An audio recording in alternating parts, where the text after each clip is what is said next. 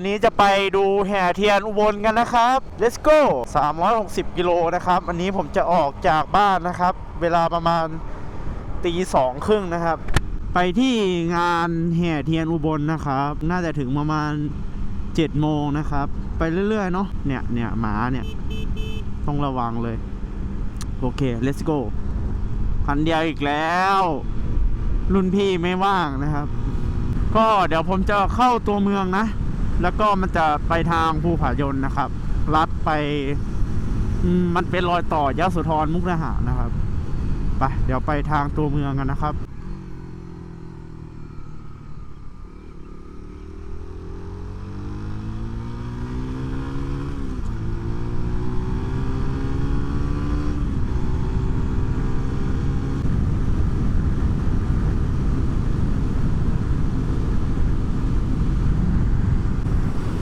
ครับตอนนี้ก็ถึงตัวเมืองจังหวัดสกลนครแล้วนะครับ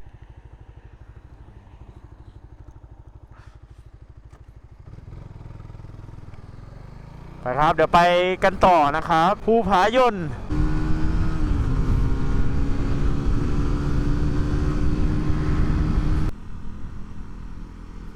นี่ไปทางนี้เลย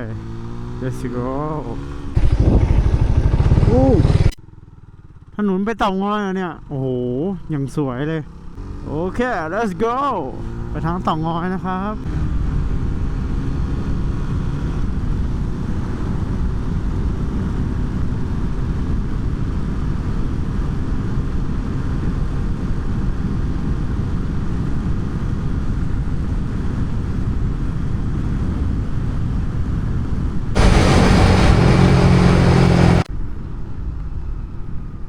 เต่างอยแล้วครับนี่ไงแยกเต่างอยไปเดี๋ยวไปทางภูผายนกันต่อนะครับ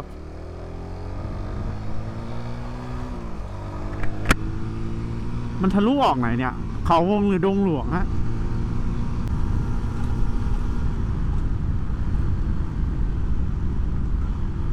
โอ้ยหลุด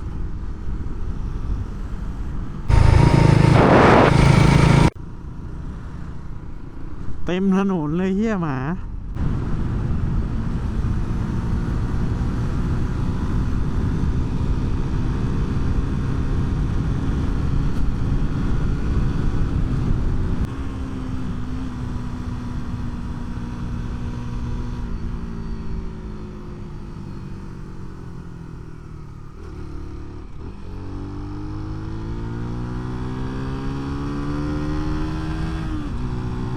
อย่างชันเลยภูผายน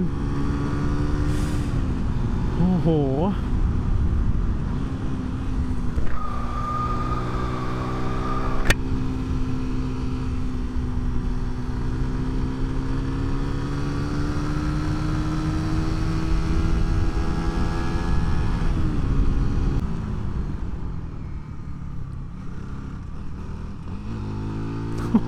ชันจัด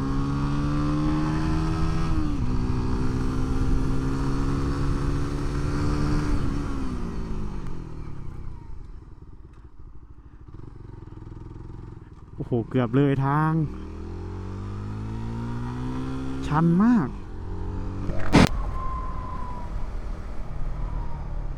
โอ้โหมันทางไปบ้านลุงพลนั้นเลี้ยวซ้ายไปนะโอเคตรงไปเนาะทางโคตรเปี่ยวอะ243 โลก็ทางมันเปี่ยวมากเลยนะไปทางไหนเนี่ยเขาวงอำเภอเขาวง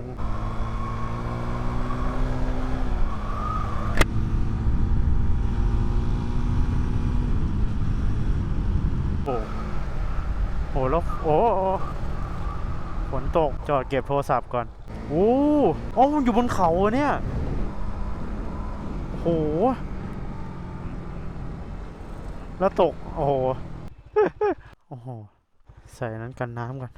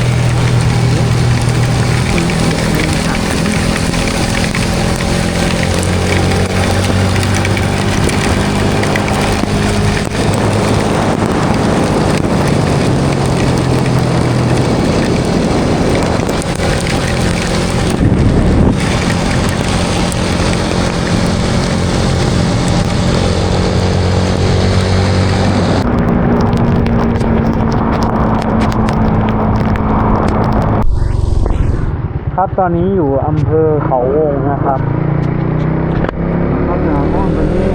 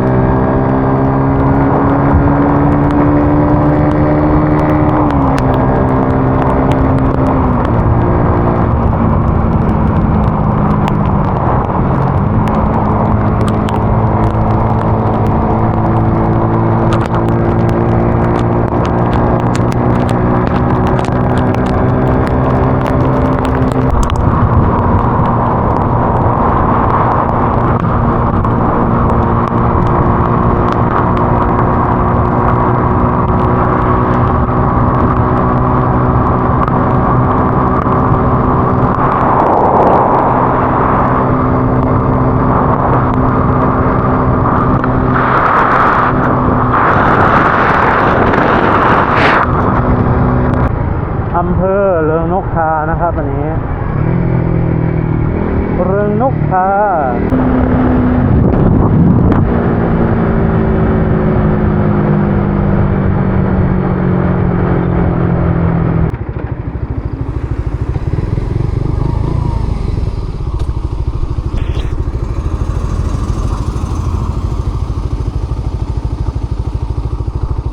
เริงนกทา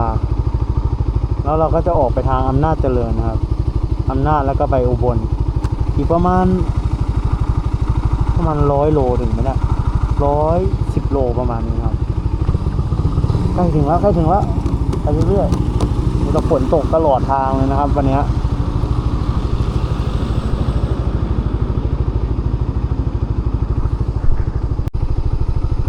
let's go อำนาจเจริญเข้าอุบล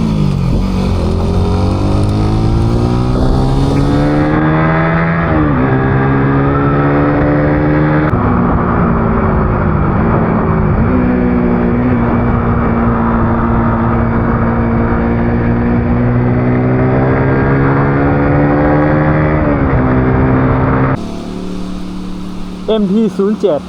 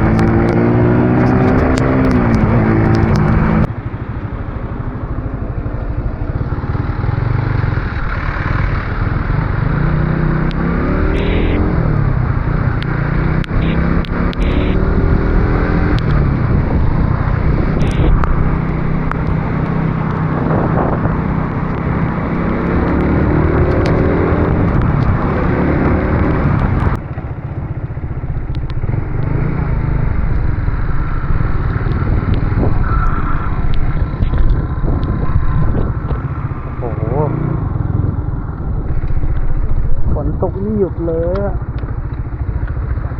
โอ้ยอันนี้จะเป็นบรรยากาศในงานนะครับก็จะมีถนนคนเดินด้วยนะครับตรงนั้นจะเป็นรถที่เขาไว้แห่นะครับเทียนอยู่นู่นเลยเดี๋ยวต้องเดินไปดูอันนี้น่าจะเป็นทุ่งสีเมืองนะครับตกไม่หยุดอะเดี๋ยวสักพักเดินไปดูเทียนกันนะครับโอ้ดูโอ้โหมีแต่สวยๆเนาะ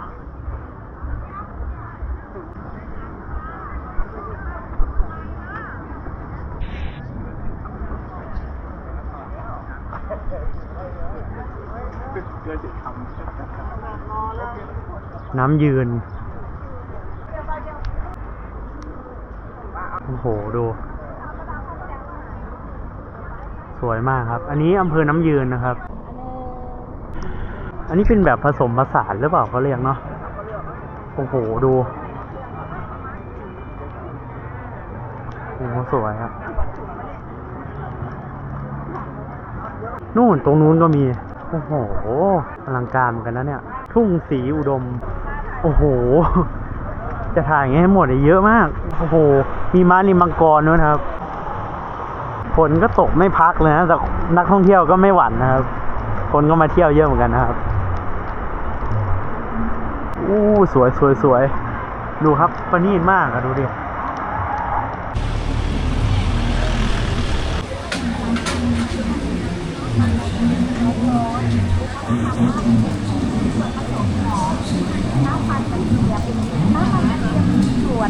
จะไปขยายเส้นคลายกล้ามเนื้อโอ้โหสวยงามมากครับ Cultural heritage here in Ubon Ratchathani at the moment of time.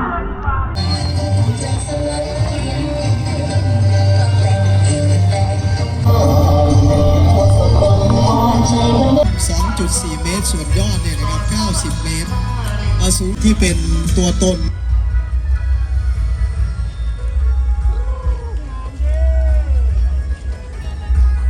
ในงานประเพณีแห่งเทพศาสตร์ร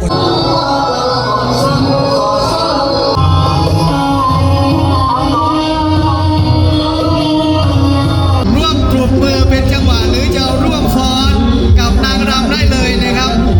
ท่านนายกเหล่ากาชาติจังหวัดอุบลราชธานีท่านนายกเทศมนตรีนครอุบลราชธานีและที่ขาดไม่ได้ครับความสมบูรณ์ของงานSo we'd like to accept เล็งหล